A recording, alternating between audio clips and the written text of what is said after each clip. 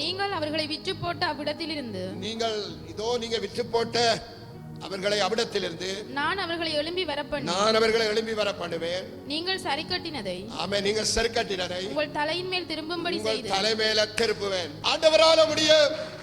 430 வருஷமாய் அடிமைத்தனத்தில் இந்த ஜனங்களை பாலும் தேனும் ஓடுகிற தேசத்துக்குள்ள கர்த்தர் கொண்டு வந்தார். ஆமென்.